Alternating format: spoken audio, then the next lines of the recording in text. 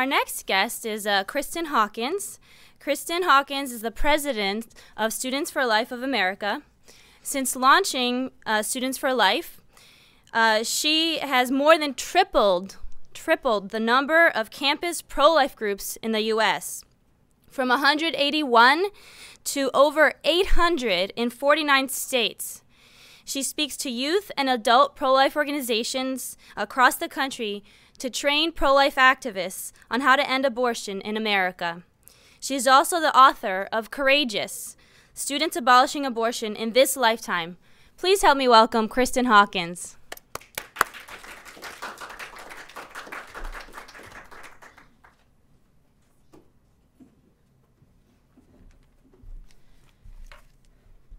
It was the spring in 1963 when Martin Luther King Jr. Finally took some advice from his friends to head down to Birmingham, Alabama to see what's happening there. While other pastors started preparing for their Easter sermons and families were looking forward to their Easter celebration with their families, Martin Luther King and some of his allies decided that they were going to march on Good Friday. The police told them if they marched, they would be arrested, but yet they gathered. And they got several people to join with them in Birmingham. They started to march. They were arrested within minutes of just setting out. Martin Luther King was actually separated at that time from the rest of the protesters and placed in solitary confinement. Wasn't able to make a phone call to his wife. No one knew where he was. It was in the midst of that dark jail cell in solitary confinement where he found and illuminated the light and the hope of our nation. And he wrote one of our nation's most iconic pieces of activism literature, as I call it. It's a letter from Birmingham jail.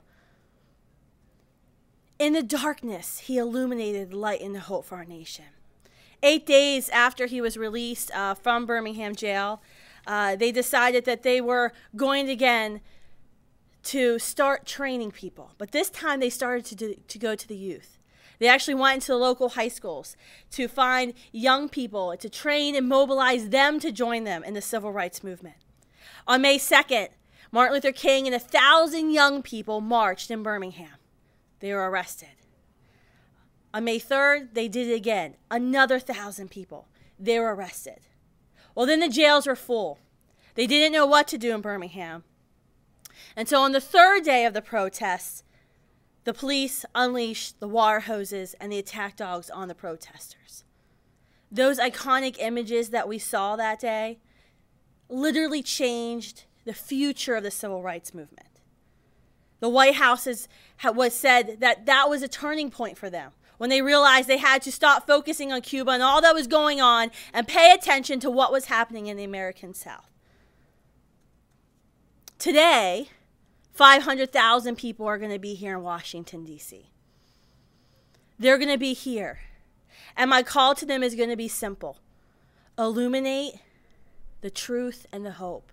Illuminate that light that we have. To be that light.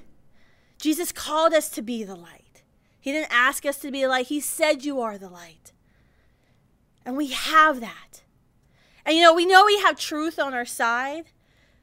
But it's not always what we all just have to do, right? We have truth, we have hope, and we have love. And my call today is simple. Illuminate the truth. Illuminate the truth. ProLifeCon is one of my favorite events every year because we get to talk about how can we make an impact. How can we in our homes and in our communities, how can we impact what happens here in Washington, D.C.? And we can do that with social media. Today, we will show this nation that this is a pro-life generation, that we believe abolishing abortion is possible. Right now, we've got people tweeting pictures and putting up Instagram tags.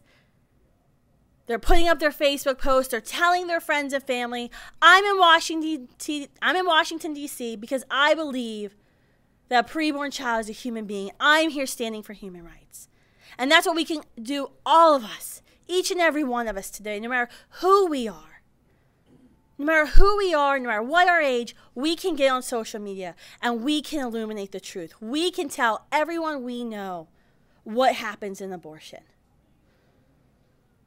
Today we'll be showing members of our own Congress the truth, that this is in fact a pro-life generation.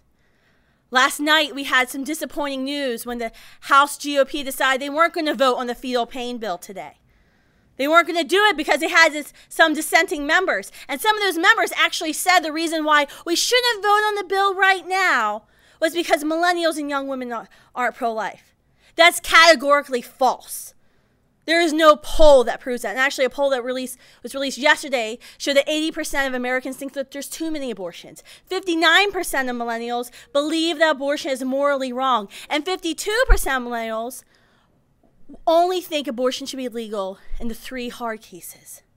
We are winning this generation. So I make an ask to you all today. When you're on Facebook, when you're on Twitter, when you're getting the word out, you're illuminating the truth. Illuminate the truth to our elected officials who told us they were going to come here to Washington, D.C., and they were going to stand for the preborn, and they were going to be courageous. Because last night, they were not courageous. Last night, they did the opposite of what we elected them to do. And when we talk about winning the young people always come to me in election years, and they want to get Students for Life groups out to their campaigns. And they want to get Students for Life groups out to their political rallies. Well, we know millennials are disinterested in politics. They're cynical of what happens in Washington, D.C. But we tell young people, be faithful, vote pro-life, always vote pro-life. Yesterday, the GOP is now hurt itself even further with the millennials. They have set themselves back for decades to come because they could have stood and they failed to do it. So illuminate the truth. Illuminate the truth. Illuminate the hope today. Something that I often find when I talk to audiences, especially adult audiences, that a lot of people are pro-life, but they actually don't think abolishing abortion is possible. They don't believe in their heart of hearts that we can actually end legal abortion in this country. It can happen. We overturned slavery in this country. We ended the civil rights abuses in the American South. We can restore a culture of life and protect the preborn and their moms. We can do it. But the question is, do you believe it? Because so often we're like that football coach who tells his team moments before they run into the field, good luck, you did a great job in practice, but you're going to get your butts kicked. Do you think the team will win if the coach has that mentality? Absolutely not. Because they can't envision the win any longer. The one person who's supposed to believe in them told them that it was impossible. That wasn't going to happen. So illuminate the hope today. Talk about how we will abolish abortion this lifetime. Believe in your heart of hearts. And challenge yourselves. And I know this is hard, but I believe in a great and awesome God, the maker of the heavens and the earth. I believe through him we can do all things. I believe through him we can abolish abortion. Now, do you believe that? Do you believe that? So today, illuminate hope. Illuminate truth. And stand with this pro-life generation who will abolish abortion. Thank you.